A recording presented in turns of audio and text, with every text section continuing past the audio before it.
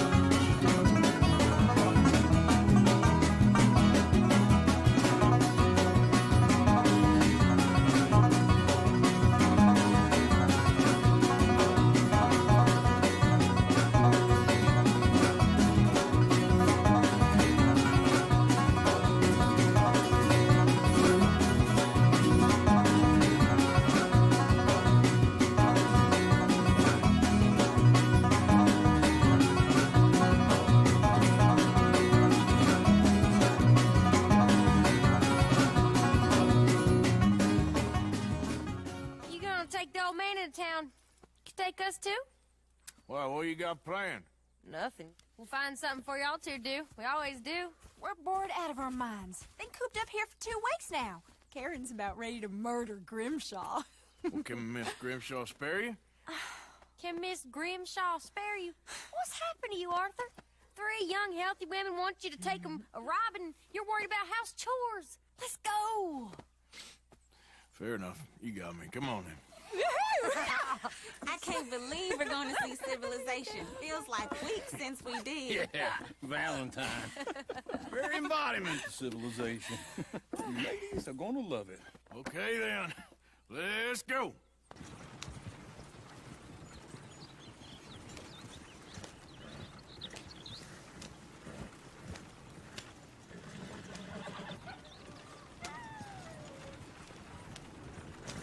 Ladies, that's a song.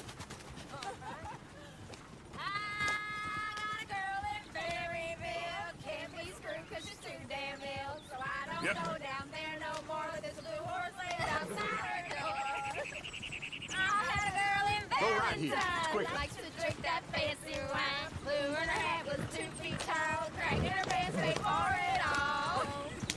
I had a girl in Berryville, can't get her 'cause she won't stay still. She kicks and squeals and farts and hollers, won't take less than $7. I got a girl in Berryville. I messed it up! I got a girl across the place, hair down there like a horse's mane. I got a girl and she's got a thing, fits my feet like a diamond ring. Look at that Koji! He's all over the place! Likes to drink that fancy wine. 2 feet tall, cracking her pants and pay for it all. Get the horses! Damn horses! Is one of you going to get that fella's horse? Well, I got lumbago. It's very serious. All right, I'll see what's going on.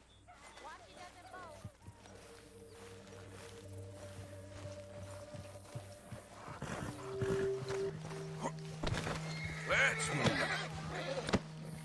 Yep. There, you got it. Well done, Arthur.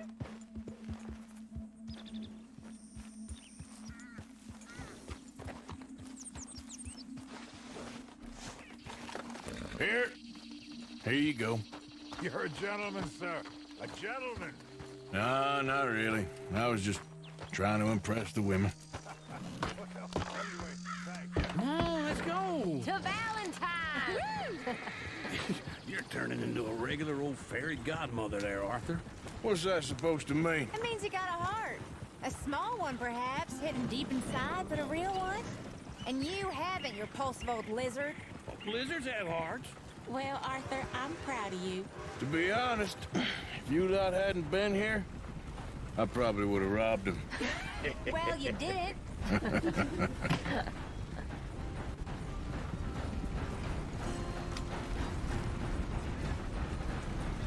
Oh, very funny. This looks like a decent little town. Other people. Finally. Look at all that snow on the mountains. Sure don't want to be back up there. You think we should have asked Molly to come with us? Oh, no. Miss O'Shea is far too high and mighty now for the likes of us, or to do any real work. She's a society lady now. Okay. Take a good look around, ladies. Let's see what we got here. Go left here, down the main street. Sheriff's always on the right. Sure you can pick up some bounties there, Arthur. Heaven forbid you put your head on the line. Yeah, that's a young man's game. Ooh, yes. We can get up to some mischief here, all right. Just remember, keep a low profile. Will you remember that, though, Arthur? Probably not. Oh, for Christ's sake, you ain't worth spit! Yeah! Whoa! I come find you later!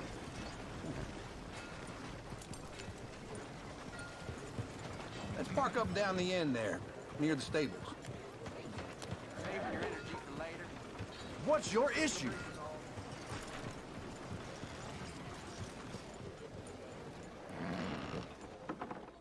All right. Here we are, just like I said. The cultural center of civilization. Man at his finest. Uncle, what are we doing? Well, we're gonna do what any self-respecting maniac does. Put the women to work. With pleasure. We'll start at the saloon. Okay, just stay out of trouble and don't get yourselves noticed. Right, I need to get something from the stores. Okay, well, we'll see you at the general store when you're done. Ladies, imagine we're in Paris. I imagine Paris and Valentine. So that's how you see yourself, is it? A maniac? Well, in my youth, I used to be known as the one-shot kid. Okay. I'm not gonna ask why. You are a sad man, Arthur Morgan. But I know you love me. Desperately. You're my favorite parasite. No. Ringworm's my favorite parasite. You're my second favorite parasite. Very funny. I lied. Ringworm, then rats with the plague, then you.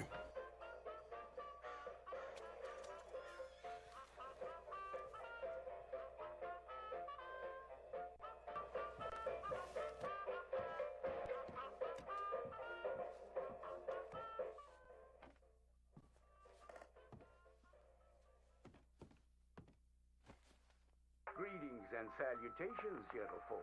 This here's the story about a young couple from the village of Annisburg that was courting a few years after the Revolutionary War. Courting in the woods, as you know young people are wont to do. Stealing away all sneaky-like. Girl by the name of Ethel Beauchard snuck out of the parlor one evening just as soon as her mother went out to hang clothes on the line from the washing.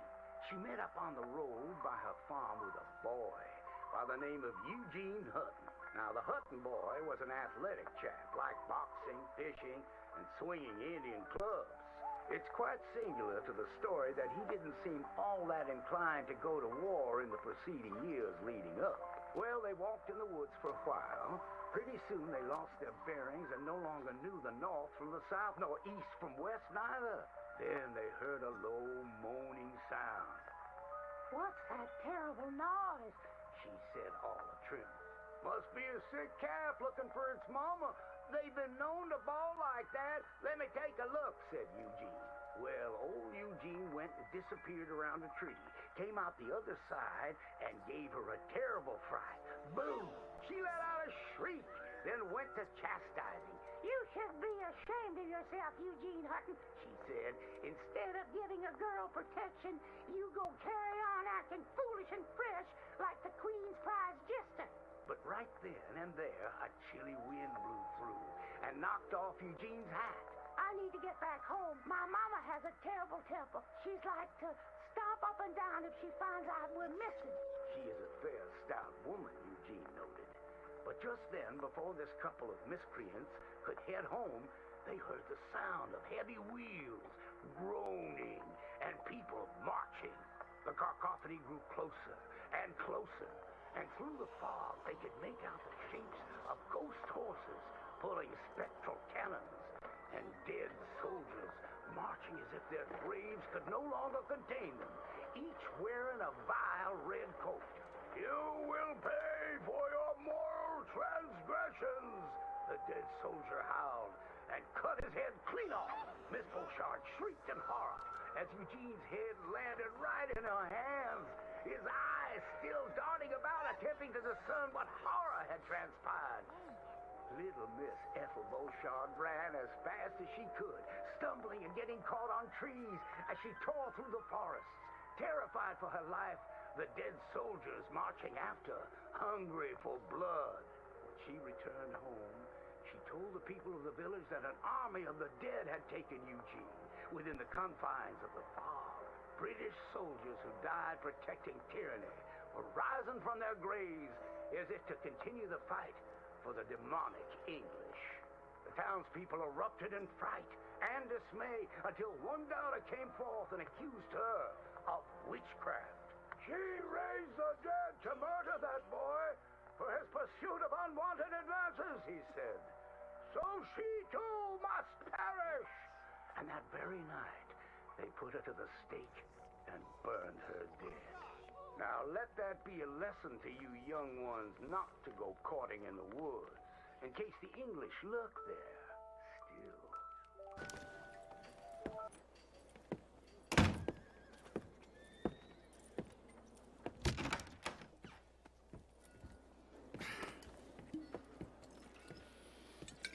Here's to your good health, my sir. It's a funny world, you know. This time in my career, I pictured myself being married to an heiress. Gentlemen, I think I got something good. What? I snuck into this fancy house, acted like a servant girl. Usually works. Someone was saying her sister was taking a trip from New York or someplace. Train full of rich tourists heading to Saint Denis and then cruising off to Brazil. Okay. A train laden with baggage and passing through a bit of deserted country at night as to get to the docks in time for the tides in some place called Scarlet Meadows. Yeah, I know it. Yeah, it's right out near New Hanover. Right, it's real quiet out there. Sounds good. Where's Tilly and Karen? I think at the hotel. They were picking up some drunken fellas that they was gonna rob. Why? Seemed easy. They have been gone for quite a while. I guess I'll go see if there's any trouble. Oh, there's Tilly over there. That does not look ideal. Excuse me. Get your hands off me. You thought I wouldn't find you, Tilly? You can go kiss it. Get your hands off her, friend. Who are you? A friend of mine. Get off her. Or what exactly? You want to find out?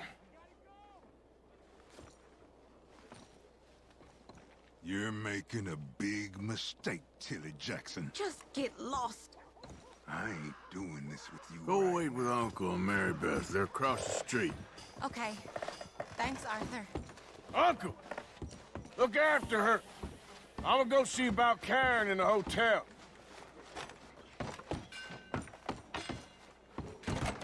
Can I help you, sir? You know old Petey Jensen. No trouble now, please.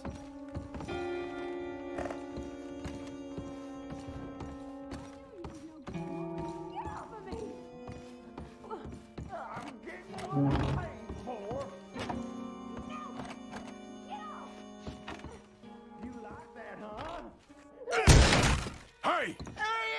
A friend of hers. Get out of here, buddy. I paid. Ain't paid to hit her, you goddamn animal. Come here!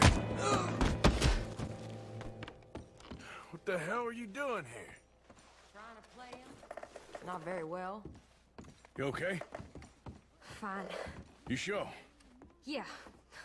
Nothing to worry about. Just men. But stupid bastard was boasting about the bank. The bank? Sure, I know small town banks are usually a waste of time, but this is a livestock town. There's lots of cash sometimes. Everything's okay up there? Okay. Keep investigating. I will. After you. Thank you, Arthur. I don't much like being saved, but when I have to be. I understand. You okay? Sure. He only punched me. Arthur punched him a lot harder. All right, then. Hey, who's that guy over there looking at us? Weren't you in Blackwater a few weeks back? Me? No, sir. Ain't from there. Oh, you were. Well, I definitely saw you with a bunch of fellers. Me? No. Impossible. Listen, buddy, come here for a minute. I saw you. Come here. Come on, get! I don't like this. No! Arthur! Arthur! Come here! Come here, come here, come over here. I want you to meet our friends. Pleased to meet you. Well, ain't you just a tough-as-teak mountain man? Oh, you be quiet, Anastasia. Anyone can tell this one is a pussy cat. Exactly. Yes, he's a pussy cat. Ain't that so, Arthur? Whatever you say. How much you cost, anyway? Well, ain't that a nice way to talk to a lady? Oh, I didn't know I was talking to a lady. Excuse me. Well, I must say, you got a fine way with the women, amigo. Yeah, regular dandy and a charmer. Where's Bill? Oh, man. I dread to think about it. Hey, hey, hey! There he is! Watch where you're going. Take it Are easy, you about to pal. kiss that guy or punch him? Oh, and we have our answer!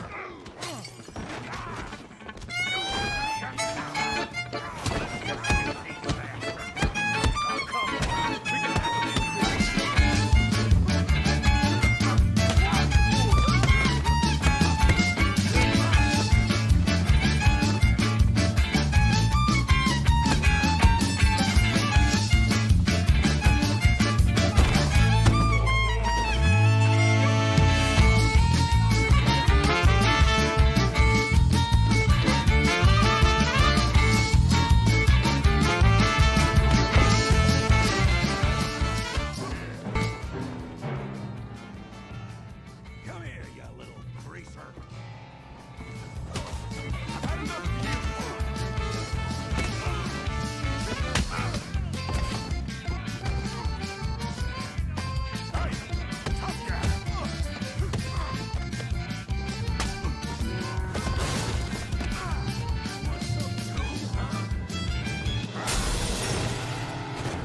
Come on, pretty boy. Pretty boy? You're kidding me. Pretty boy? Yeah, you got him now. You go. Yeah. You go it. You okay there, Arthur? Yeah. I got this son of a bitch.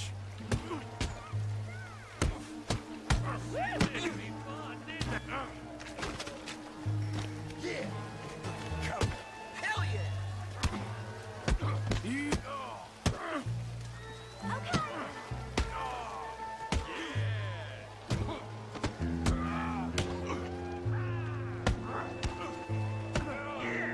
Kill him, Tommy. Come on, Arthur, he's a moron! You show, Tommy. You must be the village idiot, huh?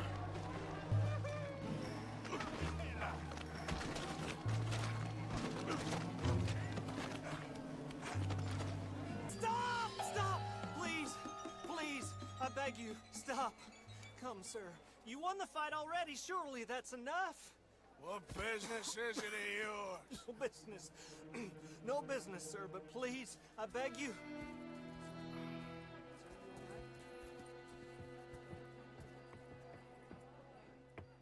Making new friends again, I see, Arthur. Look who we found sniffing about. Josiah Trelawney. The very same. Well, I thought you'd gone to New York.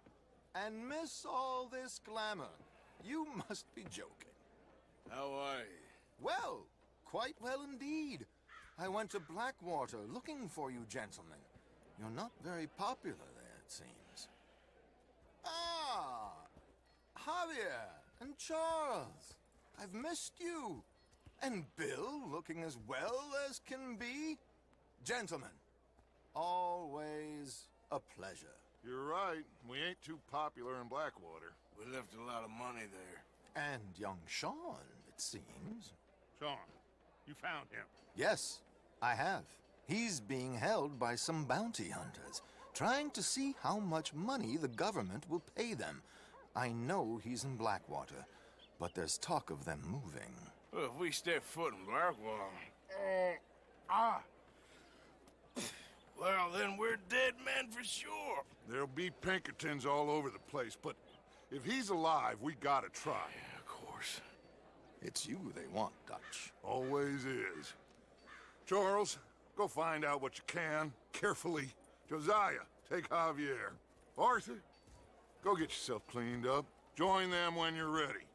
What about me? Well, exactly. What about you? What does that mean? Oh, Bill, come on.